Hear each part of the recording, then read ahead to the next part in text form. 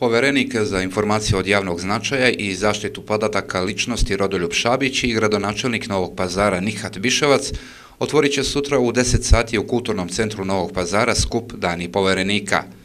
Reč je o dvodnevnom skupu čija je svrha obuka građana i zaposlenih u organima javne vlasti, civilnom sektoru, medijima i različitim organizacijama i institucijama kako bi stekli osnovna ili nadogradili postojeća znanja o pravu na pristup informacijama od javnog značaja i pravu na zaštitu podataka o ličnosti.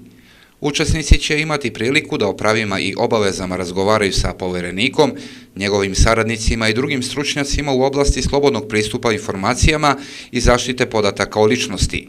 Pored toga moći će da se bliže upoznaju sa institucijom poverenika, kao i da se kroz praktične primere i najzanimljivije slučajeve upoznaju sa praksom u primjeni dva zakona koja poverenik štiti. Reč je o aktivnostima u okviru projekta koje poverenik realizuje uz podršku Norveške. Tokom 2018. biće organizovano 5 dvodnevnih obuka o ostvarivanju prava iz nadležnosti poverenika u 5 gradova Srbije. Nakon Novog Pazara Dani Poverenika će biti organizovani u Šapcu, a potom u Zrenjaninu, Požarevcu i Vranju, navodi se u saopštenju.